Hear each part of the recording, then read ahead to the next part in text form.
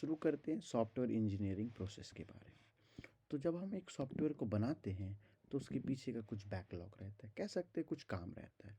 फिर उस काम को हम लोग एनालाइज करते हैं, मतलब समझते हैं कि मुझे करना क्या है एक्चुअली। जब एनालाइज करके पूरा हमारा रेडी हो जाता है तो उसके बाद हम लोग क्या करते हैं, उसके बाद उस काम को करना स्टार्ट करते हैं। और फिर हमारा वो डेवलपमेंट फेस में जाता है। जैसे वो काम करना हम लोग स्टार्ट करेंगे तो हम लोग सीधे सीधे फिर जाएंगे डेवलपमेंट फेज में, उसको हम लोग डेवलप करना स्टार्ट करेंगे। फिर डेवलप होगा, फिर उसके बाद उसको हम लोग टेस्ट करेंगे कि जो हम लोग डेवलप किए हैं वो सही तरीके से काम कर रहा है कि नहीं कर रहा है। और अगर हम लोग उसको टेस्ट करके फिर उसको हम परफॉर्म कराएंगे, परफॉर्म करा करके उसको हम लोग चेक करेंगे कि इसका परफॉर्मेंस सही है कि नहीं है। अगर उसका परफॉर्मेंस बुरा निकलता है या ख़राब निकलता है, सही से परफॉर्म नहीं करता है, तो वो फिर से दोबारा जाएगा डेवलपमेंट फेज़ में। इसका मतलब है कि दोबारा से उसको हम लोग डेवलप करेंगे, दोबारा से बनाएंगे। अगर वो एक टेस्टिंग फेज़ पार कर चुका है तो वो इंटीग्रेटेड टेस्टिंग की तरफ जाएगा, तब उसको और स्पेसिफाई टेस्टिंग करेंगे। उसके बाद उसमें हम लोग और भी चीज़ों को लगा करके डेवलप करेंगे, साथ ही साथ उसको हम लोग परफॉर्म करेंगे। और अगर फिर और जो भी कॉम्प्लेक्सिटी को लगा करके काम बन जाता है तो फिर डन फेज़ में चल जाएगा, मतलब वो सॉफ्टवेयर बन करके तैयार हो जाता है। और अगर फिर फेल करता है तो फिर से वो चल जाएगा डेवलपमेंट फेज़ में। तो ये साइकिल चलता रहता है। हम लोग अलग अलग कंपोनेंट्स को लगाते हैं, टेस्ट करते हैं, और टेस्ट करने के बाद अगर वो पास हो जाता है तो वो आगे बढ़ जाता है। और अगर वो फेल कर जाता है तो दोबारा से फिर से टेस्टिंग फेज़ में चला जाता है। तो एक्चुअली होता क्या है? होता ये है कि सबसे पहले एक प्रोग्राम को हम लोग एनालाइज़ करते हैं।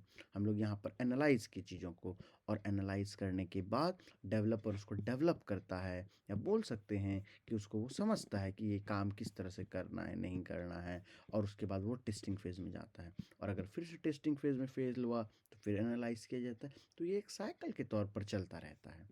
तो सबसे पहले होता क्या है, सबसे पहले हम लोग चीज़ों को एनालाइज़ करते हैं, मतलब हम लोग समझते हैं ये काम होगा कैसे। और ये जैसे ही हम लोग समझ कर रेडी होते हैं तब डिज़ाइन बनता है कि अच्छा ये काम ऐसे होगा।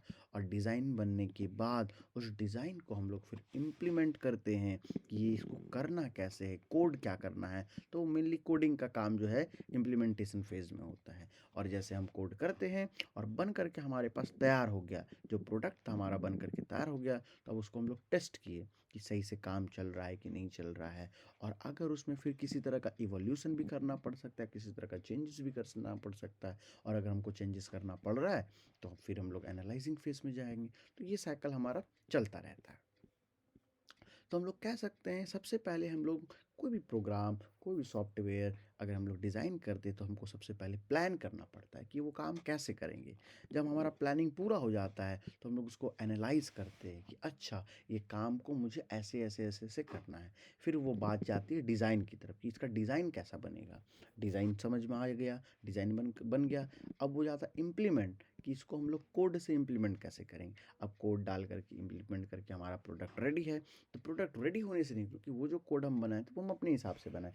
अब वो सही है कि नहीं है, कि उसमें किसी तरह का कुछ परेशानी है, कुछ प्रॉब्लम है, तो उसको फिर हम टेस्टिंग और इंटीग्रेशन फेज़ में जा कर के टेस्ट करेंगे कि क्या प्रॉब्लम हो रहा है, नहीं हो रहा है, सही से हो रहा है कि नहीं हो रहा है। और अगर कुछ प्रॉब्लम आता है तो फिर उसको मेंटेनेंस फेज़ में उसको मेंटेन करेंगे। और अगर प्रॉब्लम नहीं आता है तो समय के साथ हो सकता है कुछ चेंजेस आए, उस चेंजेस में हम लोग देखते हैं। तो ये SDLC साइकिल एक्चुअली जिसको हम लोग कहते हैं SDLC साइकिल। SDLC साइकिल, यही SDLC साइकिल जो हमारा चलता रहता है। और ये SDLC साइकिल कंटिन्यू रहता है। सबसे पहला बात अब ये आता है कि सॉफ्टवेयर इंजीनियरिंग प्रोसेस होता क्या है। तो सॉफ्टवेयर इंजीनियरिंग का जो प्रोसेस है ना, ये एक सिस्टम को फॉलो करता है। ऐसा नहीं कि कुछ भी मन किया किसी टाइप से हम लोग करते हैं, ऐसा बिल्कुल भी नहीं होता है। वो एक सिस्टम को, एक स्ट्रक्चर को, एक सेट ऑफ एक्टिविटी को फॉलो करता है। तभी हम लोग एक अच्छे क्वालिटी के सॉफ्टवेयर को बना करके तैयार कर पाएंगे। अगर हमारा प्रॉपर प्लानिंग ही नहीं होगा, प्रॉपर किस तरह से काम को करना है ये हमें जानकारी ही नहीं होगा, तो ये काम को हम लोग ईजिली नहीं कर सकते हैं। तो इसीलिए हम लोग कुछ एक्टिविटीज़ को एक पर्टिकुलर ऑर्डर में करते हैं ताकि वो ईजिली मैनेज हो पाए, मतलब हम काम आसानी से कर पाएँ। तो हमको अगर काम सही से करना है तो हमको क्या करना पड़ेगा, हमको स्टेप बाय स्टेप फॉलो करना पड़ेगा, क्योंकि सॉफ्टवेयर बनने का कुछ स्टेप्स होता है, तभी वो एक अच्छा सॉफ्टवेयर बन करके तैयार आ जाएगा। तो सॉफ्टवेयर बनने का कुछ फेज़ होता है। तो सबसे पहला फेज़ के बारे में बात करते हैं, रिक्वायरमेंट एनालिसिस। आपको एक सॉफ्टवेयर बनाना है, तो आपकी क्या रिक्वायरमेंट है? तो सबसे पहले आपको रिक्वायरमेंट समझना पड़ेगा। एक कंपनी की रिक्वायरमेंट, एक जो आप जिनको आप देना है उनकी रिक्वायरमेंट आपको समझना पड़ेगा।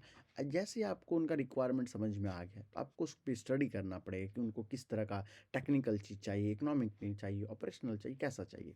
फिर आपको उस तरह से सिस्टम में इसको डिज़ाइन करेंगे कि किस तरह से काम होगा, ठीक है। उसके बाद उसको कोड के थ्रू इम्प्लीमेंट करेंगे, मतलब यहाँ पर आपने सिस्टम डिज़ाइन किया कि कैसे-कैसे काम करना है, और यहाँ पर आपने कोड किया, और टेस्टिंग फेज़ में उस कोड को आपने टेस्ट किया कि काम कर रहा है कि नहीं कर रहा है। और जैसे अगर आपका वेरिफिकेशन हो गया तो उसको डिप्लॉय कर दिया, आप एक इनिशियली एक सॉफ्टवेयर बन करके तैयार हो गया। और समय-समय पर अगर आपको उस तरह का प्रॉब्लम हो रहा है, तो उसको मेंटेनेंस कर रहे हैं, आप मेंटेन कर रहे हैं। तो ये एसडीएलसी ही बताता है। तो सबसे पहले मुझे करना क्या है? सबसे पहले मुझे एनालाइज़ करना है कि मुझे क्या करना है। उसके बाद मुझे ये समझना है कि मुझे कैसे करना है, और जब ये भी समझ में आ गया, तो मुझे उसको कोड में इम्प्लीमेंट करना है। और जब हमने कोड में इम्प्लीमेंट करके एक ऐप को तैयार कर दिया, तो हमको उसको टेस्ट करके देखना है कि वो काम सही से कर रहा है कि नहीं कर रहा है। तो उसको अगर काम कर रहा है तो उसको एज ए सॉफ्टवेयर में डिप्लॉय कर दिए, और फिर समय-समय पर हम लोग मेंटेनेंस करते रहेंगे। अब ये इंजीनियरिंग प्रोसेस का इम्पोर्टेंस क्या है? अगर हम लोग इस तरह के कुछ स्टेप्स को फॉलो करते हैं, तो हमारा हाई क्वालिटी सॉफ्टवेयर, मतलब हमारा जो सॉफ्टवेयर बन करके तैयार होता है, वो सॉफ्टवेयर बहुत ही फ़ायदेमंद होता है। साथ ही साथ हमारे समय को बचाता है, साथ ही साथ हमारे प्रोजेक्ट मैनेजमेंट, मतलब एक ही साथ हम लोग मल्टीपल काम को कर सकते हैं अगर हम लोग प्रॉपर वे में इसको करते हैं, जिससे हमारा रिलायबिलिटी और मेंटेनेबिलिटी आसान हो जाता है। तो सॉफ्टवेयर इंजीनियरिंग एक प्रोसेस है, एक आर्ट है, जिसमें हम लोग एक पर्टिकुलर स्टेप्स को फॉलो करते हुए आगे बढ़ेंगे, और वो स्टेप्स को फॉलो करेंगे तो हमारे लिए सॉफ्टवेयर बनाना बहुत ही आसान हो जाएगा। तो सॉफ्टवेयर इंजीनियरिंग बोल सकते हैं एक ढांचा, एक फ्रेमवर्क है, जिससे हम लोग डेवलप करते हैं, डिलीवर करते हैं, मेंटेन करते हैं एक सॉफ्टवेयर को।